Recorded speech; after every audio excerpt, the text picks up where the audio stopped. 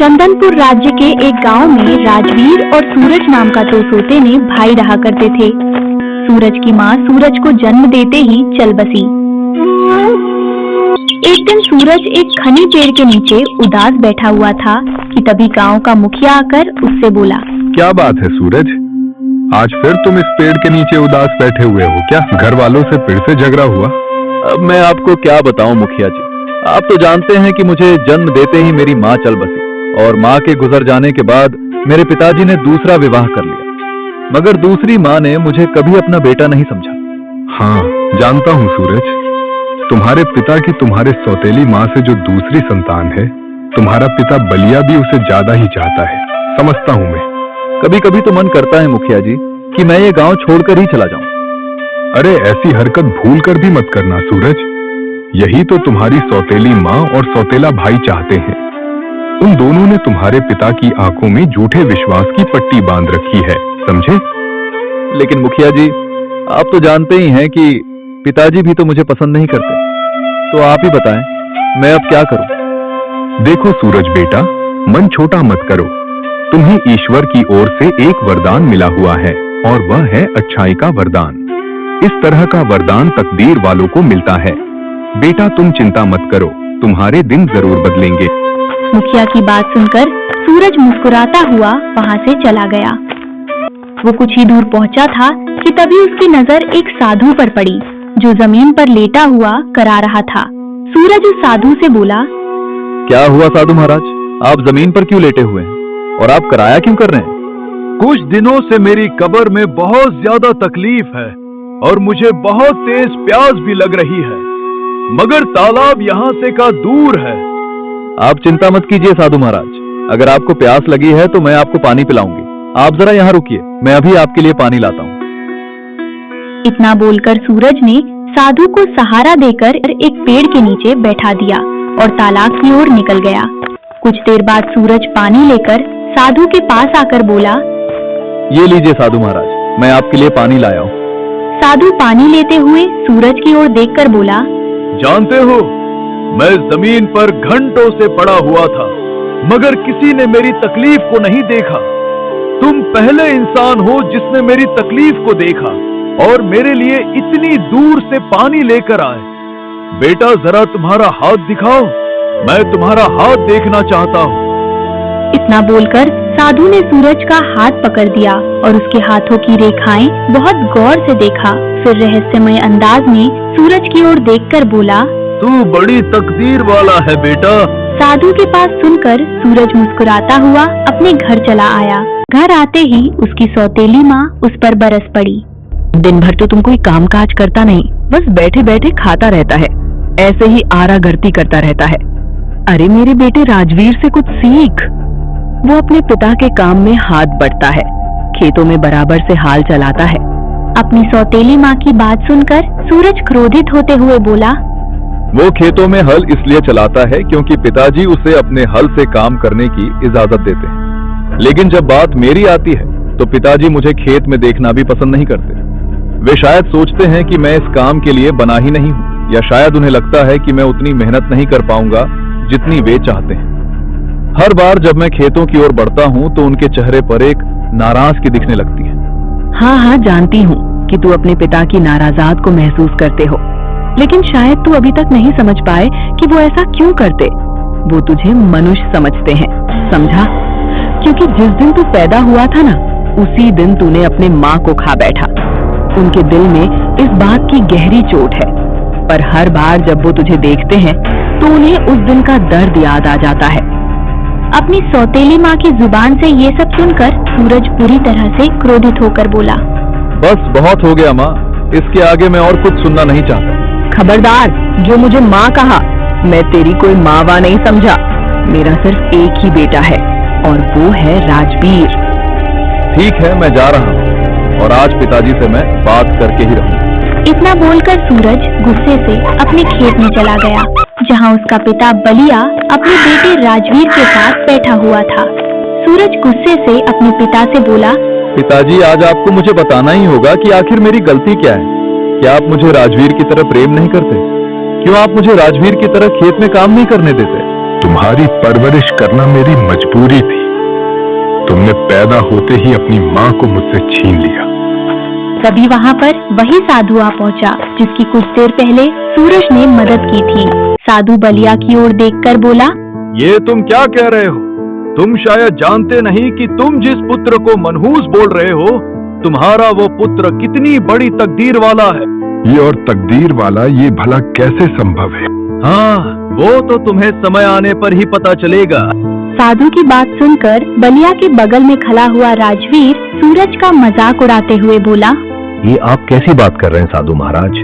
तकदीर वाला और ये, अरे जो पैदा होते ही अपनी माँ को खा गया और जो इस उम्र में आकर भी अपने माता पिता पर बोझ बनकर बैठा हुआ है, वो भला तकदीर वाला कैसे हो सकता है? अपने सोतेले भाई की जुबान से अपने लिए ये सब सुनकर सूरज की आंखों में आंसू आ गए।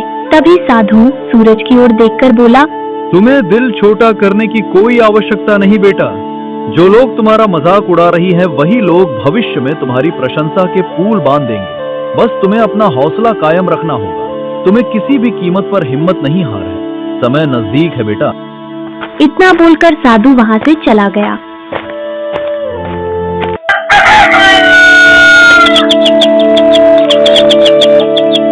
समय ऐसे ही बीतता रहा। कुछ समय बाद एक सैनिक सूरज के गांव में आकर सभी गांव वालों को एकत्रित करते हुए बोला, महाराज विक्रम अपनी पुत्री लता का एक स्वयंवर रच रहे हैं और महाराज विक्रम का यह आदेश है कि उस स्वयंवर में सिर्फ राजकुमार और राजा महाराजा ही नहीं बल्कि उनकी प्रजा के आम वीर नागरिक भी हिस्सा ले सकेंगे। स्वयंवर की प्रतियोगिता में एक बहुत भारी तलवार रखी होगी। जो भी उस तलवार को उठाने में कामयाब हो जाएगा, राजकुमारी लता का विवाह उससे हो जाएगा और इस तरह से भविष्य का चंदन नगर राज्य का राजा घोषित हो जाएगा। इतना बोलकर सैनिक वहाँ से चला गया। सारे गांव में खुशियों की लहर दौड़ गई। चमकी अपने पुत्र राजवीर से बोली, तुम अपने पिता के साथ मेहनत से खेत में हार जलाते हो, पर कड़ी धूप में पसीना बहाकर अनाज उगाते हो। मुझे विश्वास है कि तुम्हारे हाथों में वो शक्ति है कि तुम वो तलवार आसानी से उठा सकते हो। मैं भी यही बात सोच रहा था माँ। मैं स्वयंवर में हिस्सा जरूर लूंगा। तभी वहाँ पर बलिया आ पहुँचा और मुस्कुराते हुए राजवीर से बोला, मुझे विश्वास है बेटा कि तुम मेरा नाम जरूर ऊंचा करोगे। हाँ पिताजी, आप दोनों का आशीर्वाद मेरे सर पर रहेगा तो मैं प्रतियोगिता अवश्य जीत कर आऊंगा। तभी बलिया ने देखा कि सूरज कहीं जाने की तैयारी कर रहा था। बलिया अपने बेटे सूरज से बोला, तुम इस समय कहाँ जा रहे हो? पिताजी, मैं भी स्वयंवर में हिस्सा लेने जा रहा हूँ। मुझे भी स्वयंवर में हिस्सा लेने का पूरा अधिकार है। तुम स्वयंवर में हिस्सा नहीं लोगे क्योंकि ऐसा मैं नहीं चाहती। सुन, ये मेरा आदेश है। अगर आप मुझे बेटा मानती होती और माँ की तरह एक आदेश देती तो भगवान की कसम मैं आपका आदेश कभी नहीं ठुकराता। सूरज, तुम अपनी माँ का आदेश मानो या ना मानो, लेकिन कम से कम मेरा आदेश तो मान सकते हो। मैं चाहता हूँ कि मेरा बेटा राजवीर ही उस स्वयंवर में हिस्सा ले और वो राजकुमारी लता का पति बने। ठीक है पिताजी, मैंने आपकी कोई भी बात आज तक नहीं टाली। अगर आपकी यही मंशा है तो फिर मैं स्वयंवर में हिस्सा नहीं लूंगा। इतना बोलकर सूरज उदास होकर अपने घर से बाहर निकल गया। राजवीर तैयार होकर सीधे राजमहल पहुंच गया। राजमहल के अंदर चंदनपुर राज्य के कुछ वीर युवक खड़े हुए थे और राजा विक्रम अपने सिंहासन पर बैठा हुआ था। राजा विक्रम उन सभी वीर युवक की ओर देखकर बोला, वाह, मुझे विश्वास नहीं होता कि मेरे राज्य में इतने आम वीर नागरिक हैं जो मेरी बेटी से विवाह करना चाहते हैं। जानते हो तुम सबको मैंने यहाँ पर क्यों बुलाया है? राजा की बात सुनकर सभी युवक राजा विक्रम की ओर सवालिया नजरों से देखने लगे। तुम सबको यहाँ पर स्वयंवर में हिस्सा लेने के लिए नहीं बुलाया गया है और ना ही यहाँ पर कोई स्वयंवर हो रहा है, बल्कि मैं तो यह देखना चाहता था कि मेरे राज्य में कितने नागरिक हैं जो मेरा सिंहासन हासिल करना चाहते हैं। इसीलिए मैंने स्वयंवर का नाटक रचा था। इतना कहकर राजा विक्रम अपने सैनिकों से बोला, देखते क्या हो, सैनिकों इन सारे युवकों को बंदी बनाकर कारागार में डाल दो। कुछ दिन बाद इन सबको प्रजा के सामने फांसी पर लटका दिया जाएगा। ले जाओ। ये सुनकर राजपर और वहाँ खड़े युवक बुरी तरह से डरने लगे। सैनिकों ने उन सभी को बंदी बनाकर कारागार में डाल दिया। कुछ ही देर में ये खबर चंदनपुर राज्य में जंगल की आग की तरह फैल गई। चमकी, जो कि कुछ देर पहले बहुत खुश थी, फूट फूट कर रोते हुए अपने पति बलिया से बोली, हाय, मेरी किस्मत फूट गई जो मैंने अपने बेटे राजवीर को मरने के लिए महल भेज दिया। मुझे क्या पता था कि उस दुष्ट पापी राजा के दिमाग में क्या चल रहा है। अब मैं क्या करूं? हे भगवान, मेरे बेटे को कोई तो उस महल से वापस ले आओ। अपने माता पिता को इस तरह से रोता देख सूरज अपने पिता से बोला, दिल छोटा मत कीजिए पिताजी, अन्याय के सामने झुकना सबसे बड़ा पाप होता है। महाराज का कोई अधिकार नहीं कि वो इस तरह से प्रजा के साथ अन्याय कर सके। राजवीर मेरा भाई है, वो सोतेला है तो क्या हुआ, मैं तो उसे अपने सगे भाई की तरह मानता हूँ। मैं आप दोनों से वादा करता हूँ कि मैं उस राजा विक्रम के चंगुल से अपने भाई राजवीर को छुड़ाकर हिलाऊंगा। ये सुनकर चमकी सूरज की ओर देखकर फूट फूट कर रोते हुए बोली, मुझे माफ कर दे बेटा, मैंने तुम्हारे ऊपर कितने अत्याचार किया, तुम्हें अपमानित करने का कोई मौका नहीं छोड़ा, पर तुम्हें अभी हमारी इतनी चिंता है, मुझे माफ कर दे बेटा। दिल छोटा मत करो माँ, आपने मुझे भले ही बेटा ना समझा हो, परंतु मैंने आपको हमेशा से ही अपनी माँ की तरह समझा है। मैं अभी और इसी समय राजा विक्रम के महल में जाकर उससे बात करूंगा।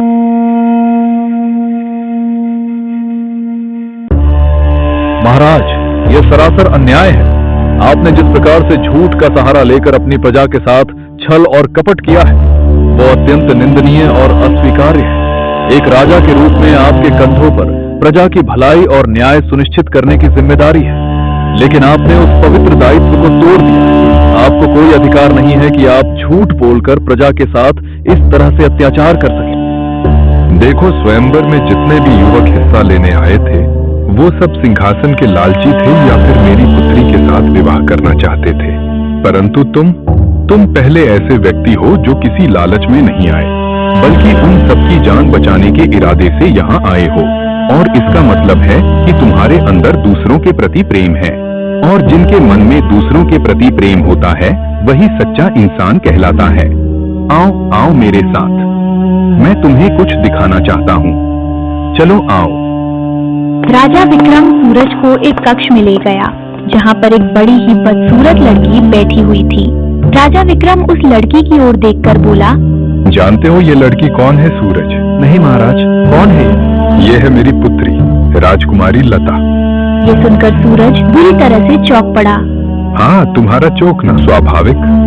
तुम सोच रहे होगे कि मेरी पुत्री इतनी बदसूरत क्यों है। दरअसल मेरी पुत्री हमेशा से इतनी बदसूरत नहीं थी, बल्कि यह राज्य में सबसे सुंदर लड़की हुआ करती थी। कुछ समय पहले की बात है, जब मेरी पुत्री सैनिकों के साथ जंगल में घूमने के लिए गई, और वहां पर एक तांत्रिक था जिसकी नजर मेरी पुत्री पर पड़ गई। वो मेरी पुत्री की सुंदरता का दीवाना हो गया और सीधे मेरे पास आकर मेरी पुत्री का हाथ मांगने लगा। अब तांत्रिक की बात सुनकर मैं गुस्से में आप बबूला हो गया और मैंने उसे धक्के मारकर अपने राज्य से बाहर फेंक दिया। मगर उस तांत्रिक ने अपनी तंत्र शक्ति के जरिए मेरी पुत्री को बदसूरत बना दिया। मैंने बहुत से पहुंचे हुए साधुओं को बुलाकर अपनी पुत्री को दिखाया, परंतु कोई भी मेरी पुत्री को दोबारा सुंदर नहीं बना पाया। परंतु एक साधु जो कि दिव्य शक्तियों के मालिक थे, उन्होंने मुझे बताया कि उस तांत्रिक की मौत ही मेरी पुत्री को दोबारा सुंदर बना सकती। लेकिन समस्या यह है कि उस तांत्रिक को मारना इतना आसान काम नहीं है। उस तांत्रिक को केवल वही मार सकता है जिसके मन में दूसरों के लिए प्रेम हो। इसीलिए मैंने एक झूठे स्वयंवर का नाटक रचा और सबको बंदी बना दिया। मैं तो केवल उस व्यक्ति का इंतजार कर रहा था जो मेरे किए गए अन्याय को मेरे मुंह पर बोलने की ताकत रखे, और वो व्यक्ति तुम हो। बेटे, केवल तुम ही मेरी मदद कर सकते हो सूरज। अगर ऐसी बात है महाराज, तो फिर मैं उस तांत्रिक को जरूर मौत के घाट उतार दूंगा। आप चिंता ना करें। जिसने भी राजकुमारी को अपनी शक्तियों के जरिए बदसूरत बना दिया है, मैं उसे उसके किए की सजा देकर ही रहूंगा, और ये मेरा वादा है आपसे महाराज। युवक, अगर तुमने ऐसा कर दिया तो मैं अपनी पुत्री का विवाह तुमसे कर दूंगा, यह मेरा वादा है। महाराज, ये सब कुछ मैं आपकी पुत्री से विवाह करने के लिए या आपके सिंहासन हासिल करने के लिए नहीं कर रहा हूं, बल्कि मैं ये सिर्फ इसलिए कर रहा हूं कि वो तांत्रिक एक घटिया किस्म का इंसान है और उसे मौत की सजा मिलनी चाहिए। बताइए मुझे, वो तांत्रिक मुझे कहां मिलेगा? तुमसे यह महल के दाईं ओर का रास्ता जंगल की ओर जाता है। वह तांत्रिक तुम्हें उस जंगल में मिलेगा। सूरज उसी समय महल के दाएं और उस जंगल की ओर चला गया। सूरज ने जंगल में प्रवेश किया ही था कि तभी उसे वही साधु मिल गया जिस साधु ने उसे तकदीर वाना बोला था। साधु रहस्यमय अंदाज में सूरज से बोला, मैं जानता हूँ कि तू उस तांत्रिक को मौत के घाट उतारने के लिए जंगल की ओर जा रहा है। प्रणाम साधु महाराज, आप इस बारे में कैसे जानते हैं? याद है मैंने तेरी हाथ की लकीर देखकर कहा था कि तू बड़ा तकदीर वाला है। हाथ की लकीरें बहुत कुछ बताती हैं। अब मेरी बात ध्यान से सुन। उस तांत्रिक को मारना इतना आसान काम नहीं है। इसी जंगल में तुझे उस तांत्रिक के पास पहुंचने से पहले एक सफेद रंग के तोते को तलाशना होगा। उस तांत्रिक की जान उसी सफेद तोते के अंदर कैद है। जैसे ही तू सफेद तोते को पकड़ेगा, अचानक वो पत्थर बन जाएगा।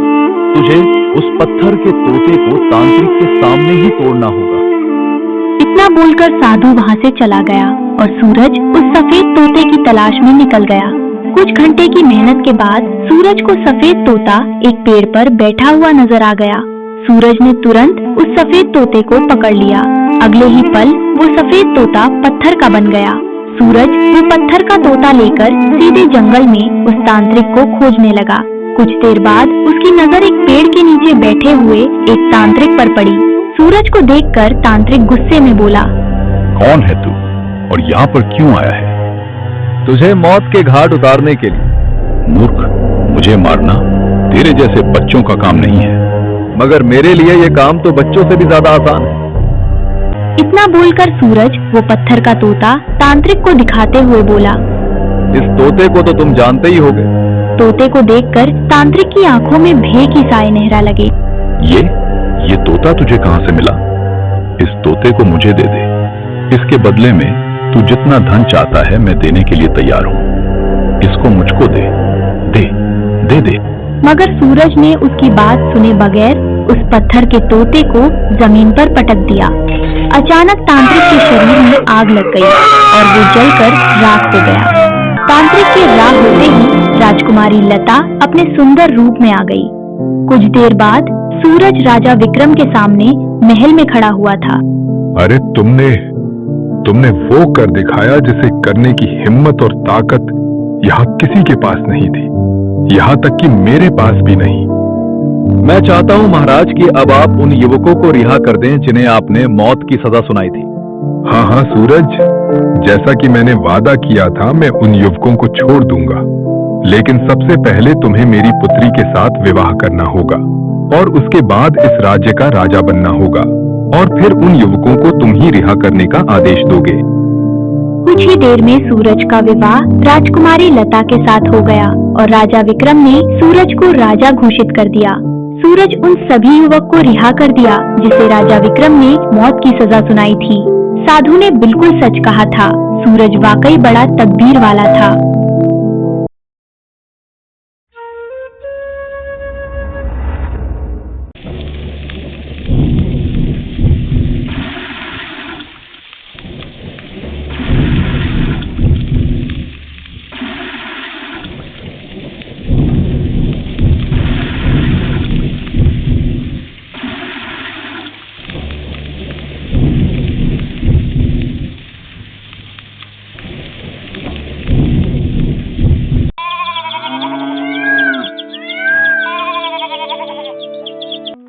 चंदनपुर राज्य के एक गांव में राजवीर और सूरज नाम का दो सोते ने भाई रहा करते थे।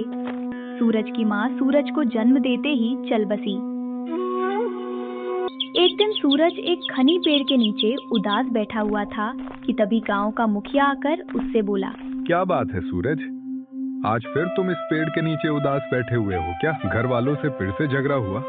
अब मैं आपको क्या बताऊं मुखिया जी, आप तो जानते हैं कि मुझे जन्म देते ही मेरी माँ चल बसी और माँ के गुजर जाने के बाद मेरे पिताजी ने दूसरा विवाह कर लिया, मगर दूसरी माँ ने मुझे कभी अपना बेटा नहीं समझा।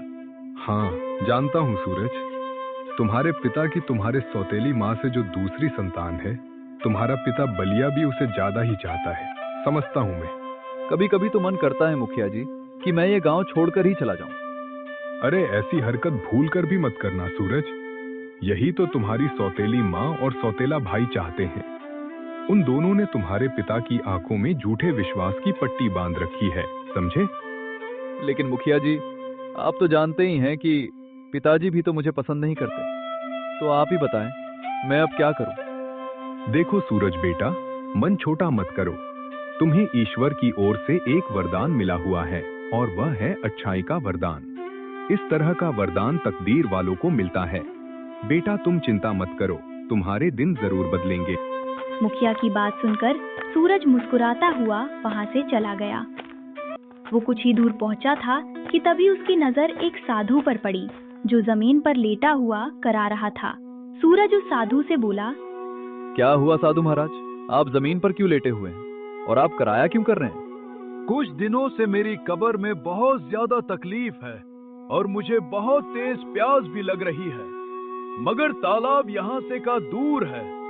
आप चिंता मत कीजिए साधु महाराज, अगर आपको प्यास लगी है तो मैं आपको पानी पिलाऊंगी। आप जरा यहाँ रुकिए, मैं अभी आपके लिए पानी लाता हूँ। इतना बोलकर सूरज ने साधु को सहारा देकर एक पेड़ के नीचे बैठा दिया और तालाब की ओर निकल गया। कुछ देर बाद सूरज पानी लेकर साधु के पास आकर बोला, ये लीजिए साधु महाराज, मैं आपके लिए पानी लाया हूँ।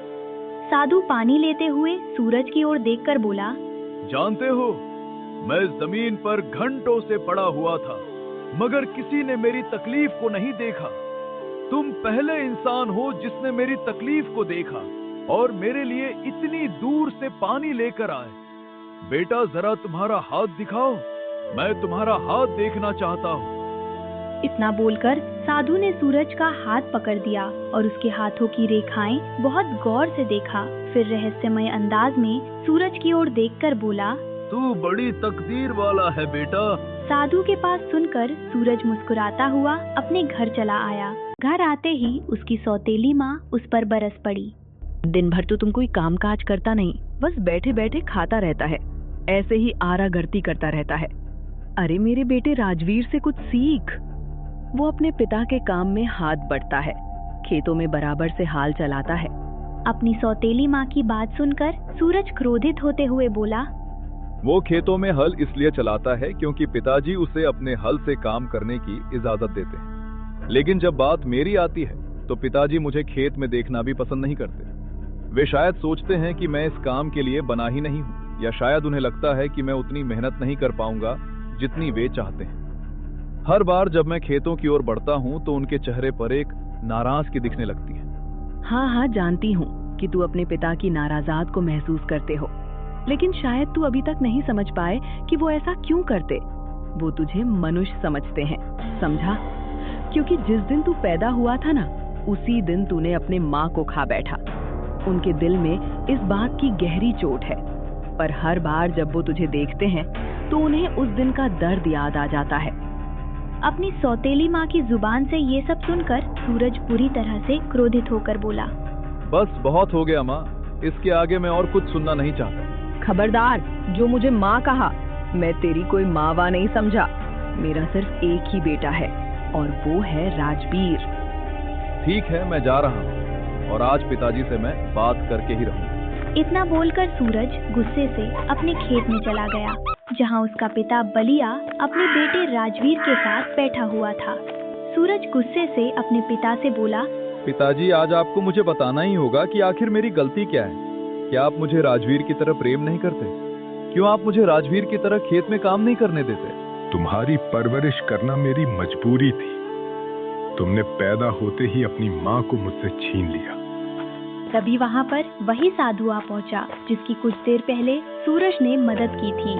साधु बलिया की ओर देखकर बोला, ये तुम क्या कह रहे हो? तुम शायद जानते नहीं कि तुम जिस पुत्र को मनहूस बोल रहे हो, तुम्हारा वो पुत्र कितनी बड़ी तकदीर वाला है। ये और तकदीर वाला ये भला कैसे संभव है? हाँ, वो तो तुम्हें समय आने पर ही पता चलेगा। साधु की बात सुनकर बलिया के बगल में खड़ा हुआ राजवीर सूरज का मजाक उड़ाते हुए बोला, ये आप कैसी बात कर रहे हैं साधु महाराज? तकदीर वाला और ये अरे जो पैदा होते ही अपनी माँ को खा गया और जो इस उम्र में आकर भी अपने माता पिता पर बोझ बनकर बैठा हुआ है, वो भला तकदीर वाला कैसे हो सकता है? अपने सोतेले भाई की जुबान से अपने लिए ये सब सुनकर सूरज की आंखों में आंसू आ गए।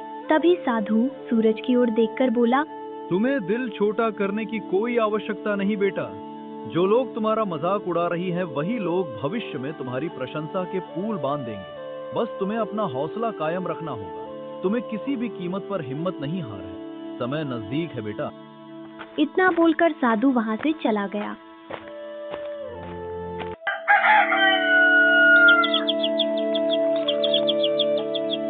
समय ऐसे ही बीतता रहा।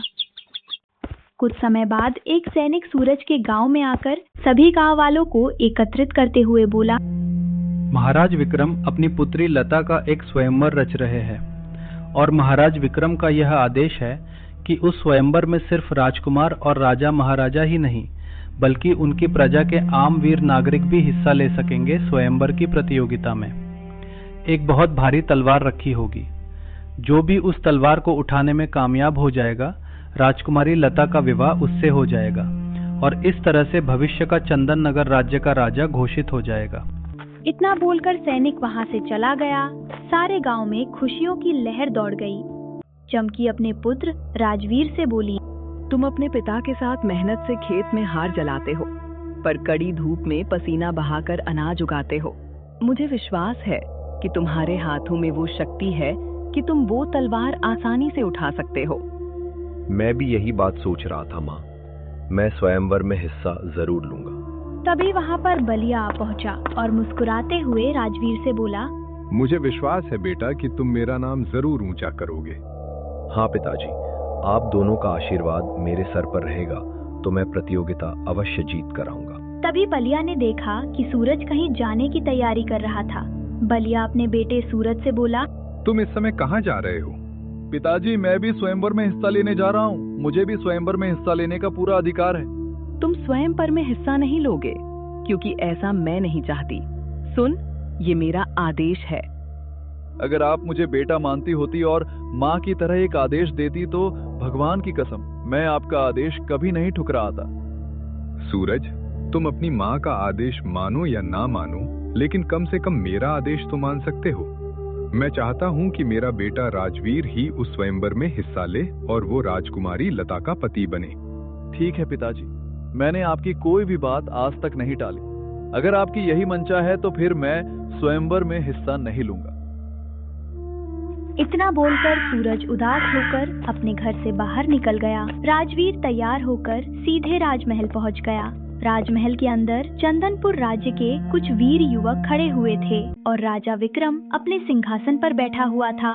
राजा विक्रम उन सभी वीर युवक की ओर देखकर बोला, वाह, मुझे विश्वास नहीं होता कि मेरे राज्य में इतने आम वीर नागरिक हैं जो मेरी बेटी से विवाह करना चाहते हैं। जानते हो तुम सबको मैंने यहाँ पर क्यों बुलाया है? राजा की बात सुनकर सभी युवक राजा विक्रम की ओर सवालिया नजरों से देखने लगे। तुम सबको यहाँ पर स्वयंवर में हिस्सा लेने के लिए नहीं बुलाया गया है और ना ही यहाँ पर कोई स्वयंवर हो रहा है, बल्कि मैं तो यह देखना चाहता था कि मेरे राज्य में कितने नागरिक हैं जो मेरा सिंहासन हासिल करना चाहते हैं। इसीलिए मैंने स्वयंवर का नाटक रचा था।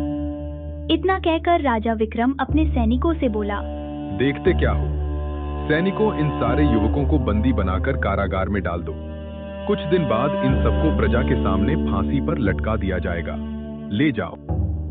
ये सुनकर राज पर और वहाँ खड़े युवक बुरी तरह से डरने लगे। सैनिकों ने उन सभी को बंदी बनाकर कारागार में डाल दिया। कुछ ही देर में ये खबर चंदनपुर राज्य में जंगल की आग की तरह फैल गई। चमकी, जो कि कुछ देर पहले बहुत खुश थी, फूट फूट कर रोते हुए अपने पति बलिया से बोली, हाय, मेरी किस्मत फूट गई जो मैंने अपने बेटे राजवीर को मरने के लिए महल भेज दिया। मुझे क्या पता था कि उस दुष्ट पापी राजा के दिमाग में क्या चल रहा है। अब मैं क्या करूं? हे भगवान, मेरे बेटे को कोई तो उस महल से वापस ले आओ। अपने माता पिता को इस तरह से रोता देख सूरज अपने पिता से बोला, दिल छोटा मत कीजिए पिताजी। अन्याय के सामने झुकना सबसे बड़ा पाप होता है। महाराज का कोई अधिकार नहीं कि वो इस तरह से प्रजा के साथ अन्याय कर सके। राजवीर मेरा भाई है।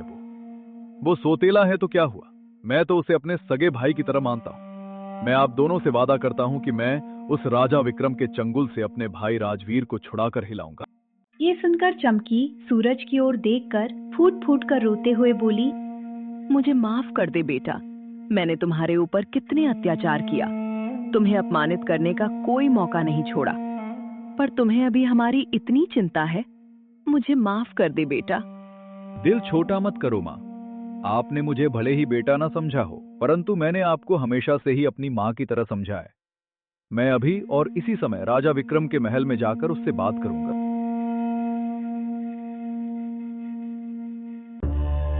महाराज, यह सरासर अन्याय है। आपने जिस प्रकार से झूठ का सहारा लेकर अपनी प्रजा के साथ छल और कपट किया है, वो अत्यंत निंदनीय और अस्वीकार्य है।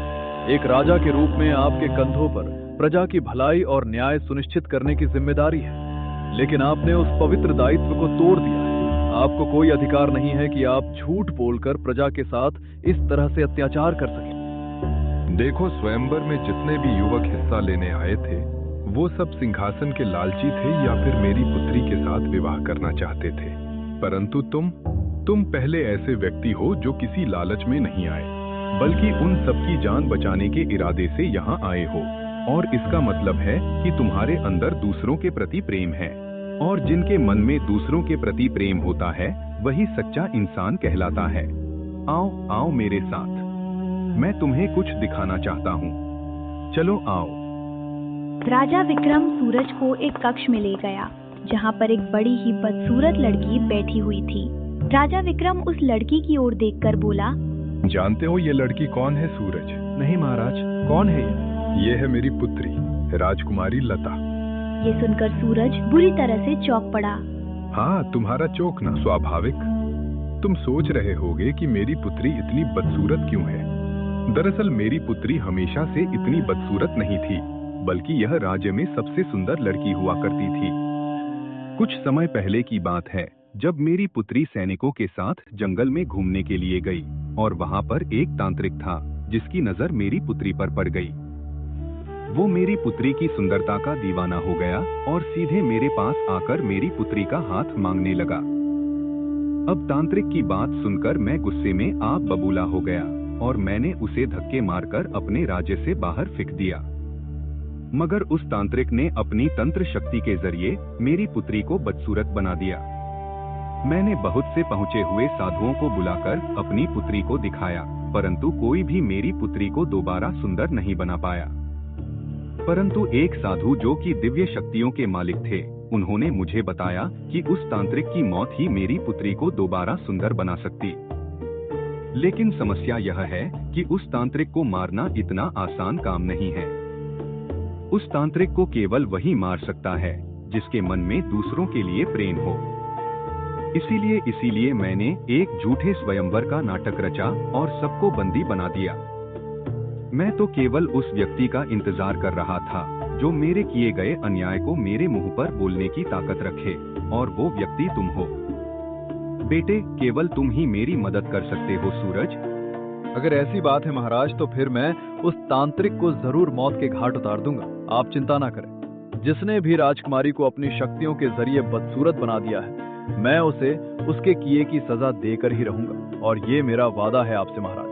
युवक, अगर तुमने ऐसा कर दिया तो मैं अपनी पुत्री का विवाह तुमसे कर दूंगा, यह मेरा वादा है।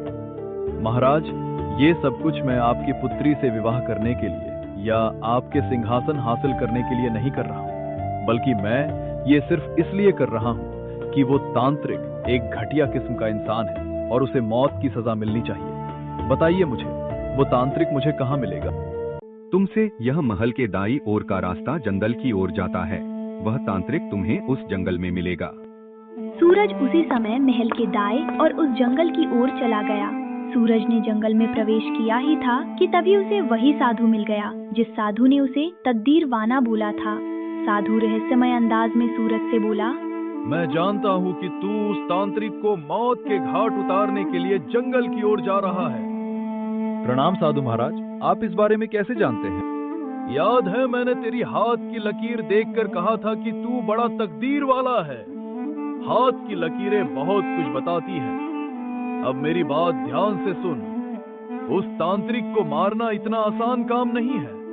इसी जंगल में तुझे उस तांत्रिक के पास पहुंचने से पहले एक सफेद रंग के तोते को तलाशना होगा। उस तांत्रिक की जान उसी सफेद तोते के अंदर कैद है। जैसे ही तू सफेद तोते को पकड़ेगा, अचानक वो पत्थर बन जाएगा। तुझे उस पत्थर के तोते को तांत्रिक के सामने ही तोड़ना होगा। इतना बोलकर साधु वहां से चला गया और सूरज उस सफेद तोते की तलाश में निकल गया। कुछ घंटे की मेहनत के बाद सूरज को सफेद तोता एक पेड़ पर बैठा हुआ नजर आ गया। सूरज ने तुरंत उस सफेद तोते को पकड़ लिया। अगले ही पल वो सफेद तोता पत्थर का बन गया। सूरज वो पत्थर का तोता लेकर सीधे जंगल में उस तांत्रिक को खोजने लगा। कुछ देर बाद उसकी नजर एक पेड़ के नीचे बैठे हुए एक तांत्रिक पर पड़ी। सूरज को देखकर तांत्रिक गुस्से में बोला, कौन है तू और यहाँ पर क्यों आया है? तुझे मौत के घाट उतारने के लिए। मूर्ख, मुझे मारना तेरे जैसे बच्चों का काम नहीं है। मगर मेरे लिए ये काम तो बच्चों से भी ज्यादा आसान है। इतना बोलकर सूरज वो पत्थर का तोता तांत्रिक को दिखाते हुए बोला, इस तोते को तो तुम जानते ही होगे। तोते को देखकर तांत्रिक की आंखों में भय की साए नहरा लगी। ये तोता तुझे कहाँ से मिला?